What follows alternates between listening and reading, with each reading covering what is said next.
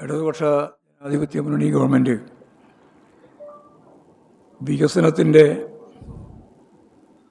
കുതിപ്പിലേക്ക് തന്നെയാണ് മുന്നേറിക്കൊണ്ടിരിക്കുന്നത്. അതിൻ്റെ ഭാഗമായിട്ടാണ് വൈജ്ഞാനിക സമൂഹവും വൈജ്ഞാനിക സമ്പദ് വ്യവസ്ഥയും അതിലൂന്നിയിട്ടുള്ള പ്രവർത്തനങ്ങളും സജീവമായി മുന്നോട്ടേക്ക് നയിക്കുന്നത്. വൈജ്ഞാനിക സമൂഹ സൃഷ്ടി അത് രൂപപ്പെടണമെങ്കിൽ പുതിയ അറിവുകളെ വികസിപ്പിക്കുന്നതിനും കൂടുതൽ അറിവുകളെ സ്വാംശീകരിക്കുന്നതിനും കഴിയേണ്ടതായിട്ടുണ്ട്. അതിൻ്റെ അടിസ്ഥാനത്തിലാണ് കേരളത്തിൻ്റെ ഉന്നത വിദ്യാഭ്യാസ മേഖലയെ ശക്തിപ്പെടുത്തുന്നതിനുള്ള നടപടികൾ സംസ്ഥാന സർക്കാർ സ്വീകരിച്ച് വരുന്നത്. കേരളത്തിൻ്റെ ഉന്നത വിദ്യാഭ്യാസ മേഖല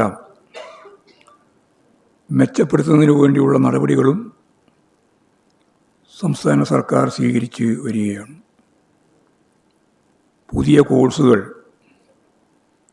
ഉന്നത വിദ്യാഭ്യാസ മേഖലയുടെ ഭാഗമായി പുതുതായി നടപ്പിലാക്കുകയാണ്, അംഗീകരിച്ച് നടപ്പിലാക്കുകയാണ്. വലിയ മാറ്റങ്ങൾ കേരളത്തിൻ്റെ ഉന്നത വിദ്യാഭ്യാസ മേഖലയിൽ ഉണ്ടാവുകയാണ്. ഇന്ത്യയിലെ ഏറ്റവും മികച്ച 100 കോളേജുകളിൽ 16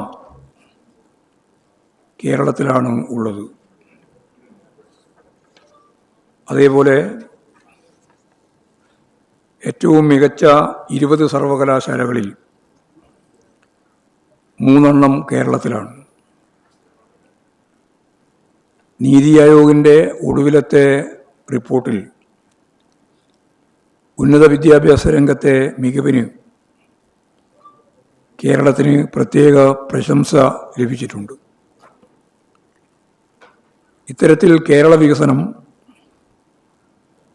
നേരത്തെ ചൂണ്ടിക്കാണിച്ചതുപോലെ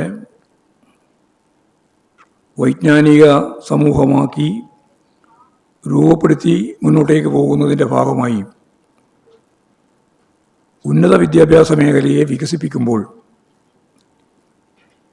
രാജ്യം, പ്രത്യേകിച്ച് കേരളം, അതിനെ വലിയ രീതിയിൽ സ്വീകരിക്കപ്പെടുകയാണ് ചെയ്യുന്നത്. ഇത്തരത്തിലുള്ള മുന്നേറ്റത്തെ തകർക്കുന്നതിനുള്ള നടപടികളാണ് കേന്ദ്ര സർക്കാരിൻ്റെ ഭാഗത്തു നിന്ന് ഉണ്ടാകുന്നത്. ഗവർണർമാരെ ഉപയോഗപ്പെടുത്തി സർവകലാശാലകളുടെ സ്വയംഭരണത്തെ തകർക്കാനും കാവ്യവൽക്കരണ അജണ്ടയുമായി വിദ്യാഭ്യാസ രംഗത്ത് ഇടപെടുന്നതിനും വേണ്ടിയാണ് കേന്ദ്ര സർക്കാർ ഇപ്പോൾ നിലപാടുകൾ സ്വീകരിക്കുന്നത്. സർവകലാശാല മതനിരപേക്ഷതയുടെ പാരമ്പര്യമാണ് ഉയർത്തിപ്പിടിച്ച് മുന്നേറുന്നത്. എന്നാൽ അതിൽ നിന്നും വ്യത്യസ്തമായി സംഘപരിവാറിൻ്റെ അജണ്ടകൾ നടപ്പിലാക്കാനുള്ള ശ്രമങ്ങളാണ് ഇപ്പോൾ വൈസ് ചാൻസലർമാരെ കൂടി ഉപയോഗപ്പെടുത്തി കേന്ദ്ര സർക്കാർ നീങ്ങുന്നത്.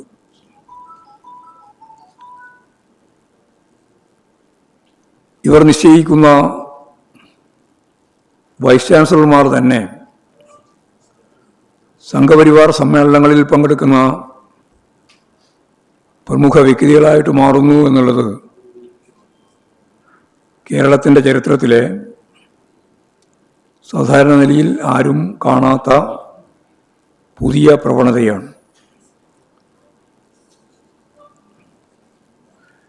അതിൻ്റെ തന്നെ ഭാഗമായിട്ടുള്ള പ്രശ്നങ്ങളാണ് ഇപ്പോൾ കേരള സർവകലാശാലകളിലൊക്കെ ഉയർന്നു വന്ന പ്രശ്നങ്ങൾ. കാവ്യവൽക്കരണ പ്രക്രിയക്കും അതിൻ്റെ ഭാഗമായിട്ട് വൈസ് ചാൻസലർമാർ ഭരണഘടനാപരമല്ലാത്ത നിലപാടുകൾ സ്വീകരിച്ച് നേരത്തെ പറഞ്ഞ സർവകലാശാലകളുടെ സ്വയംഭരണാവകാശം തന്നെ ഇല്ലായ്മ ചെയ്ത് സർവാധിപത്യത്തിൻ്റെ രീതി കൈകാര്യം ചെയ്യുന്നു എന്നുള്ളതാണ് നമുക്കിപ്പോൾ കാണാൻ സാധിക്കുന്ന വസ്തുത. ഇതിനെതിരായി വിദ്യാർത്ഥികളും യുവജനങ്ങളും അധ്യാപകരും ഉൾപ്പെടെ നിരവധി വിഭാഗങ്ങൾ കേരളത്തിലെ ഉന്നത വിദ്യാഭ്യാസത്തെ സംരക്ഷിക്കുക എന്ന നിലപാടിനെ അടിസ്ഥാനപ്പെടുത്തി മതനിരപേക്ഷ പാരമ്പര്യത്തെ ശക്തിപ്പെടുത്തുന്നതിനുള്ള ശക്തിയായ ഇടപെടലുകളും പ്രവർത്തനങ്ങളും നടത്തി വരികയാണ്. ഇതിനെതിരായി നടന്നുവരുന്ന വിദ്യാർത്ഥി സമരം, യുവജന പോരാട്ടം, അതെല്ലാം കേരളത്തിൻ്റെ നേട്ടങ്ങളെ സംരക്ഷിക്കാനും മതനിരപേക്ഷ ഉള്ളടക്കത്തെ ഫലപ്രദമായിട്ട് മുന്നോട്ടേക്ക് നയിക്കാനുമുള്ള ശക്തിയായ സമരമായിട്ടാണ് കാണേണ്ടത്.